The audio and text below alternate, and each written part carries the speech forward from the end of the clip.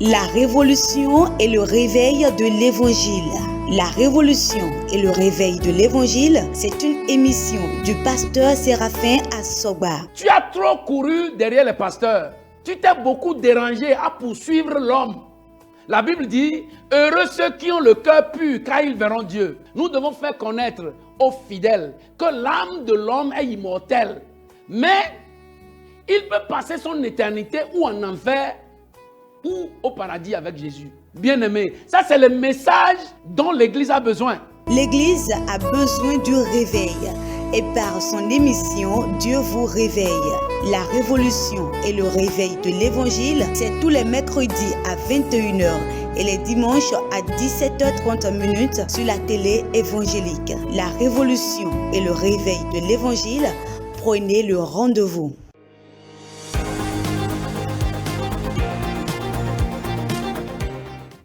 Alléluia, alléluia, alléluia. Bien-aimé, tu es béni au nom de Jésus. Tu es heureux au nom de Jésus. Nous bénissons Dieu pour sa fidélité qui nous aide à égrener les derniers jours de cette année. Vendredi prochain est le 1er décembre. Sera le 1er décembre. Bien-aimé, je prie. Au nom de Jésus, l'Éternel, dans sa fidélité qui t'a fait voir tous les mois de l'année jusqu'au 11e mois, te fera voir le dernier mois et la fin de cette année. Au nom puissant de Jésus. La main que l'ennemi a levée ne descendra pas sur toi. Au nom puissant de Jésus. Jésus te plongera dans son sang et il te couvrira. Au nom puissant de Jésus. Merci, bien-aimé, tu es béni. Heureux moi, je suis toujours de savoir que nous sommes très nombreux à suivre cette émission, la révolution et le réveil de l'évangile. Bien-aimé, aujourd'hui encore, nous allons continuer dans le volume 2 du thème que nous avions développé la fois dernière, la foi et le faux. La foi et le faux. Volume 2. Et toujours, notre verset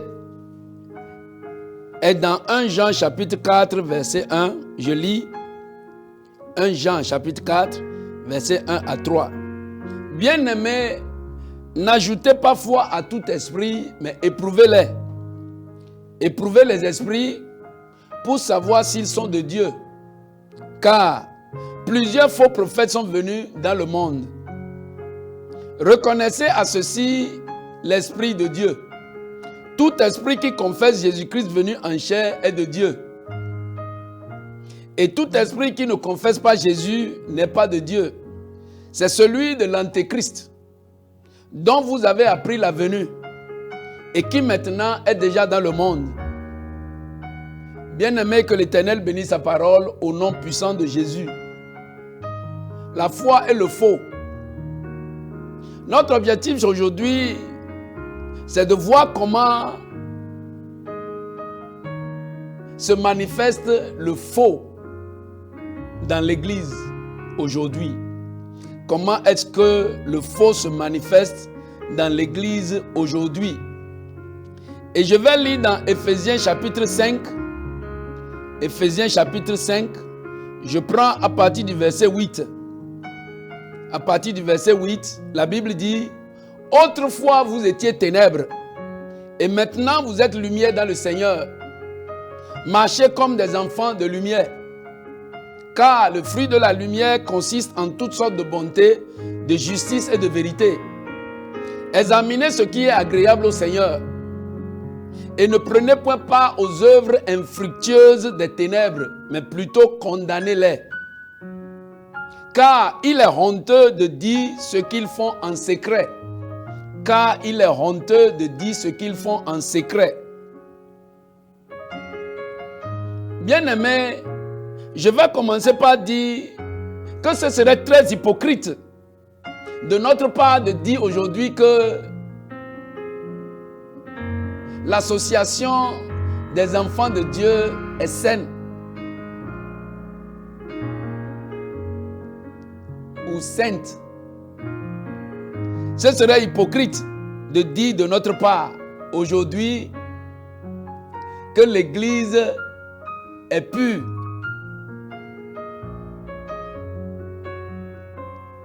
Quand je dis Église, je fais référence au regroupement, au rassemblement ou à l'association des chrétiens sur terre dans un bâtiment.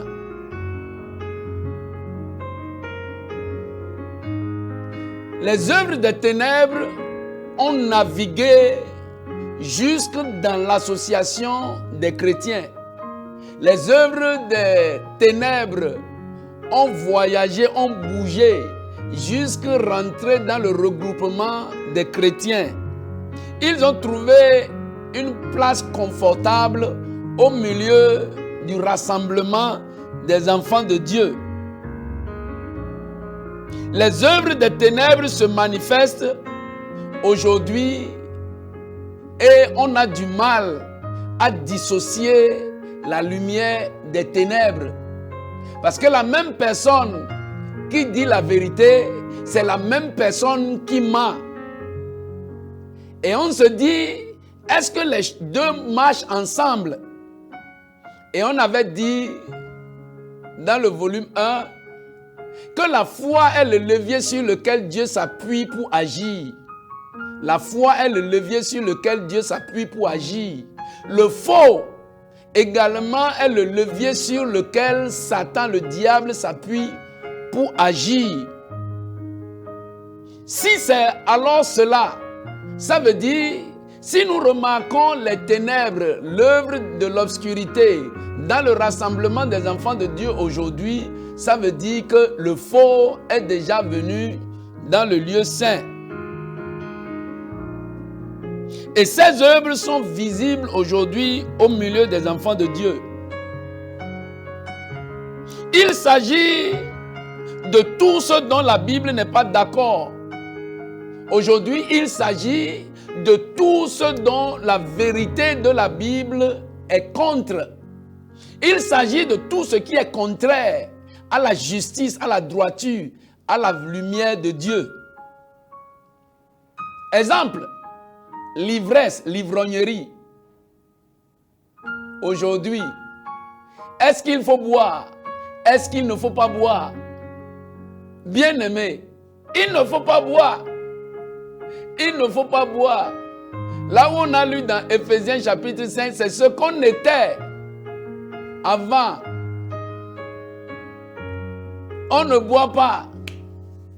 Bien-aimé, les enfants de Dieu, c'est des enfants qui ont leur tête en place. Ils sont lucides à tout temps, en tout temps.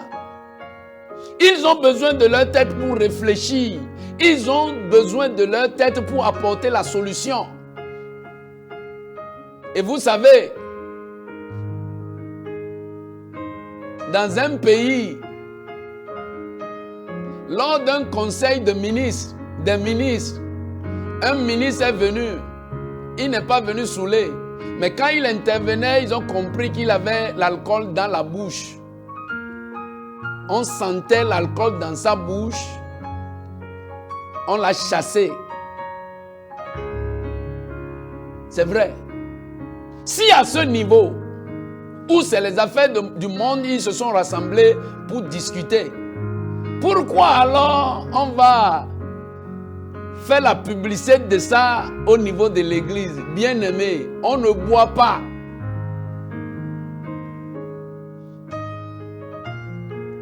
Il s'agit de tout ce dont la Bible est en désaccord, comme l'impureté. L'impureté. Bien-aimé, l'impureté. L'impudicité. La fornication. L'adultère. C'est aller à un niveau aujourd'hui où on ne connaît pas la différence entre la femme du pasteur et les fidèles. Entre le pasteur et les fidèles. tout peut se faire. On est sous la grâce et Jésus nous a pardonné. Bien-aimé, si tu permets à un fornicateur de déclarer la parole de Dieu sur toi, de te oindre, de t'imposer les mains, c'est ce que tu as que tu donnes et c'est ce que tu as reçu que tu manifestes. C'est des choses qu'on ne doit pas mentionner parmi les enfants de Dieu, comme on le voit aujourd'hui partout. Et personne ne veut le dire. Les divisions, les disputes, la jalousie, l'orgueil, l'égoïsme, le matérialisme, la magie, la sorcellerie, l'altération de la vérité, les fausses prophéties, les faux témoignages, les fausses apparences, les faux enseignements, les faux témoignages et les exagérations dans la parole. Ce sont des choses qui caractérisent l'église aujourd'hui.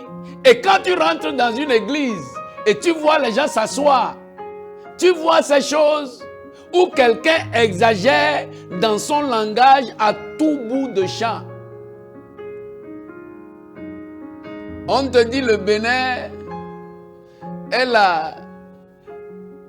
le 55e pays que j'ai visité. Qui veut savoir? Ça fait partie de l'évangile. Est-ce que c'est la bonne nouvelle? Toi, tu as fait 55 pays. Qu'est-ce qu'on va dire à ceux qui sont entre deux avions, qui ne descendent pas, qui dorment dans l'avion, qui se réveillent dans l'avion, qui sont partout dans le monde, qui ne peuvent pas compter le nombre de pays qu'ils ont fait? Tu exagères pourquoi? On ne veut pas savoir ça de toi. Prêche l'évangile. Dis-nous la bonne nouvelle. Ramène notre cœur à notre Dieu. Parle-nous de la croix de Jésus. Parle-nous de la passion de Jésus. Parle-nous du retour de Jésus. Pour ce qui te concerne, on ne veut pas savoir. On ne veut rien connaître de toi. Tu dors à l'hôtel. Tu dors au bord de la voie. Tu t'habilles bien, tu ne t'habilles pas bien. Bien-aimé, ce n'est pas la raison d'être de l'église et ça ne nous regarde pas.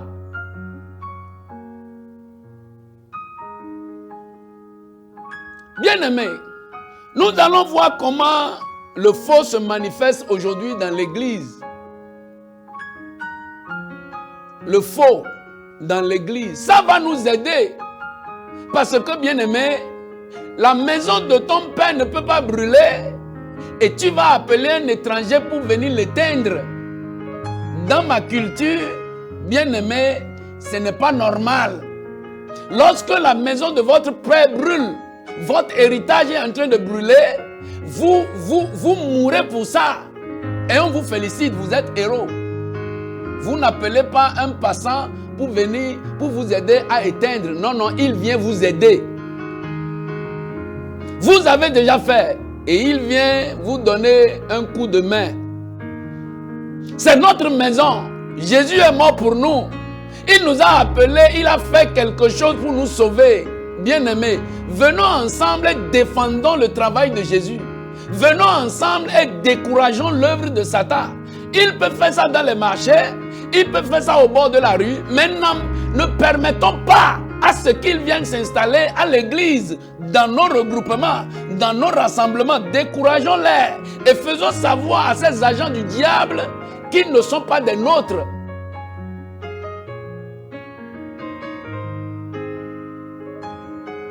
Comment le faux se manifeste dans l'église aujourd'hui? Bien-aimés, la première manifestation du faux dans l'église, je vais lire dans 1 Jean chapitre 2, 1 Jean chapitre 2, à partir du verset 18. La première manifestation du faux dans l'église aujourd'hui, la Bible dit dans 1 Jean chapitre 2 à partir du verset 18, petits enfants, c'est la dernière heure. Et comme vous avez appris qu'un antéchrist vient, il y a maintenant plusieurs antéchrists. Par là, nous connaissons que c'est la dernière heure. Ils sont sortis du milieu de nous, mais ils n'étaient pas des nôtres.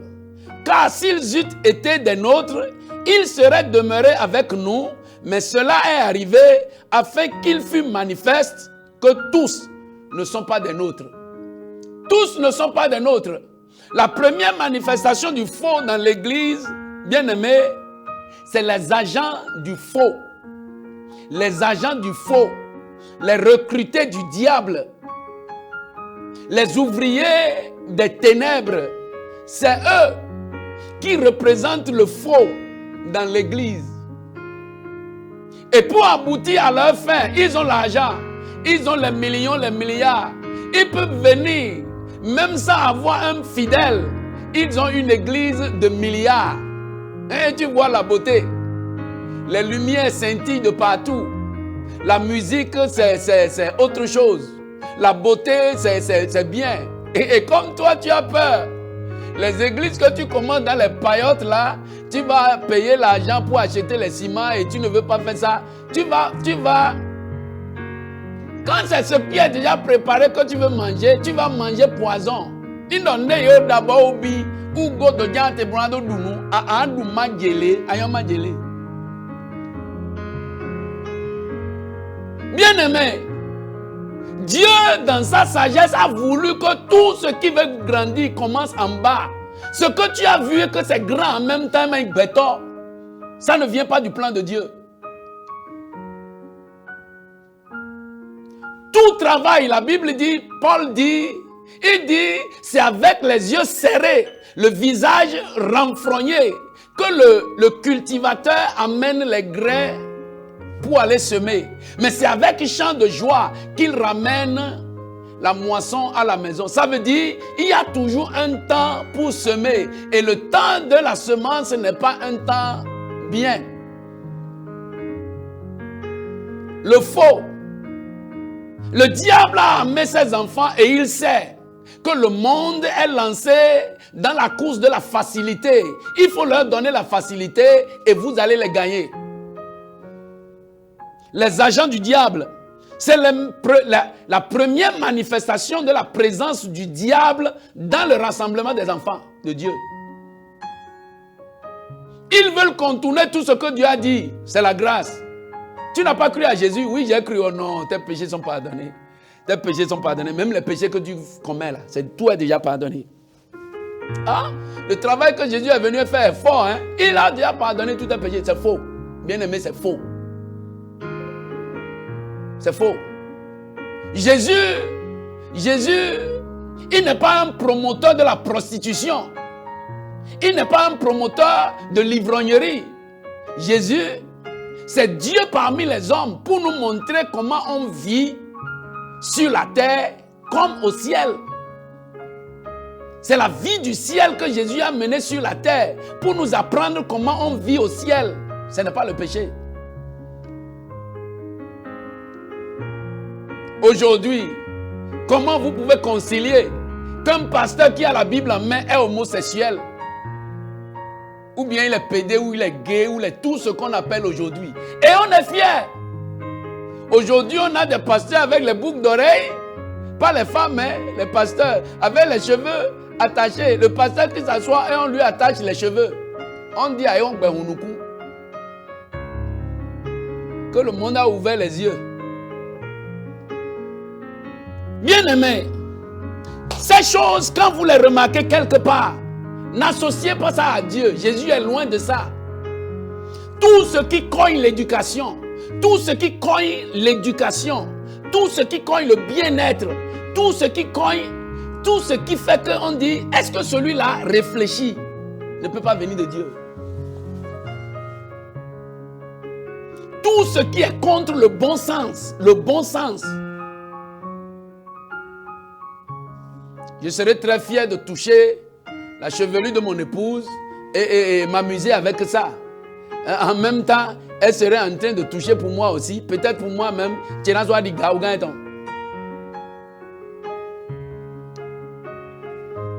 Bien-aimés, nous allons lire dans Romains chapitre 1. Romains chapitre 1. Romains chapitre 1. Je vais commencer à partir du verset 26. La première manifestation du faux dans l'église, c'est la présence des enfants du faux, les agents du diable. Et la Bible dit, c'est pourquoi Dieu les a livrés à des passions infâmes, car leurs femmes ont changé l'usage naturel en celui qui est contre nature. Et de même, les hommes abandonnant l'usage naturel de la femme se sont enflammés dans leurs désirs les uns pour les autres, commettant homme avec homme des choses infâmes et recevant en eux-mêmes le salaire que méritaient leurs égarements. Comme ils ne se sont pas souciés de connaître Dieu, Dieu les a livrés à leur sens reprouvé pour commettre des choses indignes. Pour commettre des choses indignes.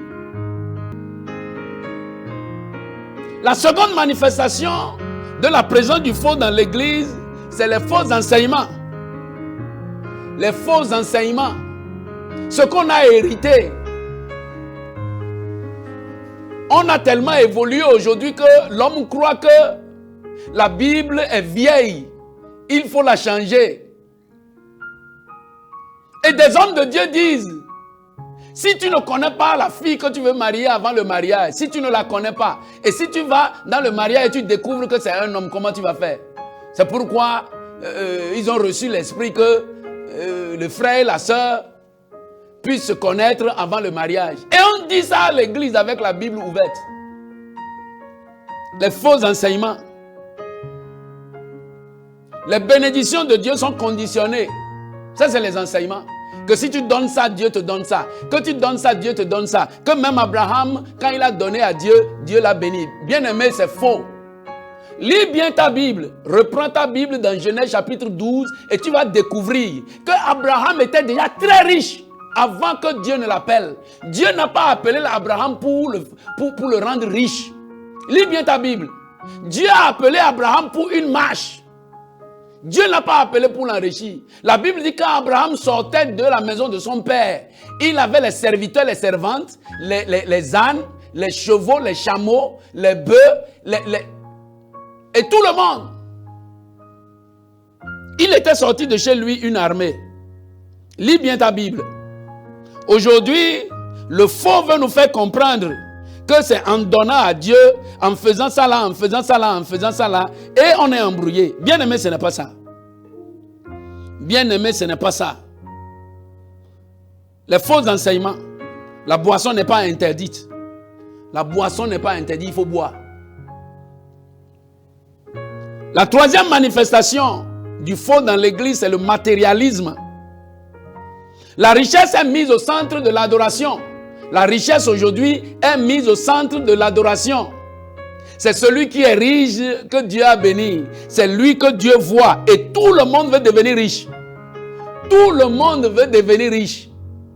Bien aimé. Quel qu'en soit ce que vous faites, tout le monde ne peut pas devenir riche. C'est impossible. Je ne sais pas ce que vous mettez dans la richesse. Mais si c'est l'argent, moi je vous dis, tout le monde ne sera pas riche. Mais si c'est le confort, la paix, la joie, la belle vie, il y a des gens qui ont le matériel et qui n'ont pas la vie. Il faut savoir que Dieu t'a béni d'une manière ou d'une autre. Bien-aimé, tu dois savoir que Dieu t'a béni d'une manière ou d'une autre. Et tu n'as pas besoin d'aller à l'église pour être riche. Ceux qui sont riches, maintenant là, ils ne sont pas chrétiens. Tu n'as pas besoin de l'église pour être riche. La manifestation du faux dans l'église, quatrième point, c'est le faux. C'est le faux vrai là. Une personne m'a dit, il dit dans leur église, ils sont 4 à compter l'argent.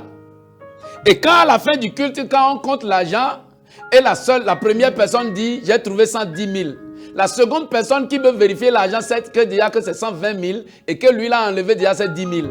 La deuxième personne sait que quand la deuxième personne dit 100 000, l'autre sait déjà que c'est 110 000, qu'il a déjà enlevé ces 10 000. À la quatrième personne, l'argent là va devenir 90 000 parce que à chaque compte, les fidèles enlèvent 10 000. Et les autres fidèles qui cotisent sont là-bas en train de crier, ne sachant pas ce qui arrive à leur argent ici. C'est le faux qui est dans l'église aujourd'hui.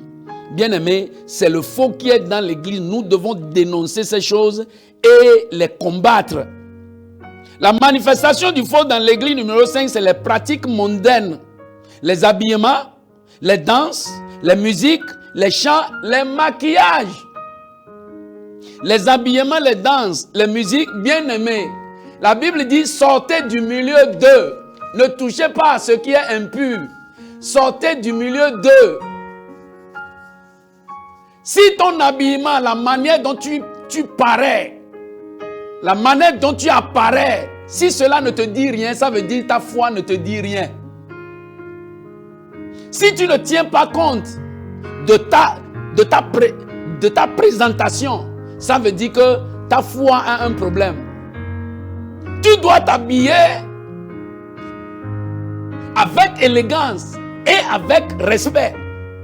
Avec élégance et avec discrétion. Tu dois t'habiller décemment. Quelqu'un qui te voit va savoir ça là, celui-ci c'est un enfant de Dieu, celle-là c'est une sœur en Christ. Très très important. On ne dit pas ces choses aujourd'hui, on dit que c'est un villageois ou bien... Bien-aimé, la foi ne vient pas de chez vous. Vous êtes enfant de Dieu, vous ne l'êtes pas. L'habillement veut dire quelque chose. Votre apparence veut dire quelque chose. Les danses que nous pratiquons à l'église disent beaucoup. Les musiques disent beaucoup. Tout ça là doit être revu. Et les enfants de Dieu, nous devons savoir que nous appartenons à un royaume où c'est le bon sens qui est notre arme. Quelqu'un qui rentre parmi nous doit savoir, quand il nous analyse, il va savoir ceux-ci là, leur tête est bien. La manifestation du faux dans l'église, les exagérations dans le langage, dans le comportement. Je suis millionnaire, je suis milliardaire, irrespectueux. Irrespectueux. Un pasteur de 35 ans, parce qu'il a un fidèle à l'église qui a 80 ans, il lui dit, bon, Jacques, viens ici. Tu as 35 ans et le monsieur a 80 ans, c'est ton grand-père. Respecte-le, dis-lui papa. Il n'est pas toi, il faut le vouvoyer. Bien-aimé, c'est autant de trucs que nous devons corriger aujourd'hui. Tu as un petit devant toi qui est ton pasteur, oui, Dieu peut l'utiliser pour toi. Mais quand il te tutoie, tu lui refuses, appelle son nom et tu dis, respecte-moi. Je suis venu chercher Dieu, mais je ne suis pas venu te chercher. Ça là, l'église, la foi ne peut pas nous faire perdre le bon sens, l'éducation. Je connais l'âge de mon père et je connais l'âge des fidèles que j'ai à l'église, je connais mon âge. Je respecte les gens par rapport à leur âge. Aujourd'hui, parce que nous avons l'onction, on parle n'importe comment aux gens. Bien-aimé, ce n'est pas bon. Et pour finir, bien-aimé, je vous dis comme je le dis, que le temps est venu où nous, les enfants de Dieu, les serviteurs du Dieu vivant, nous devons décourager ces pratiques à commencer de nous-mêmes d'abord. D'abord. La charité bien ordonnée commence par soi-même. Bien-aimé, il faut que quelqu'un te rencontre, ta parole soit normale. Quand on te rencontre, que ton comportement soit bien.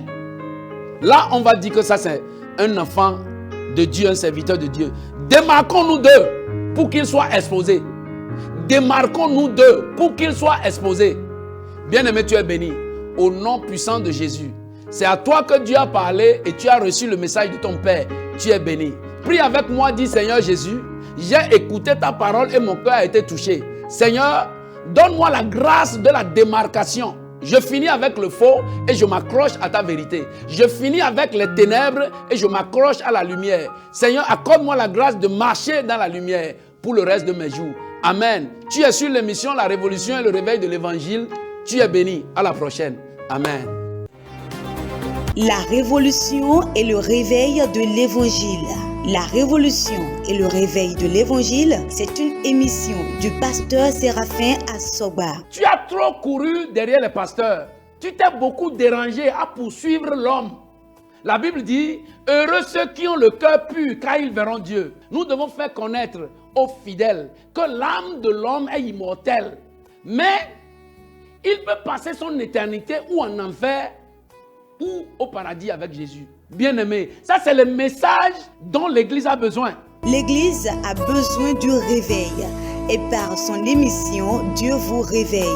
La Révolution et le Réveil de l'Évangile, c'est tous les mercredis à 21h et les dimanches à 17h30 sur la télé évangélique. La Révolution et le Réveil de l'Évangile, prenez le rendez-vous.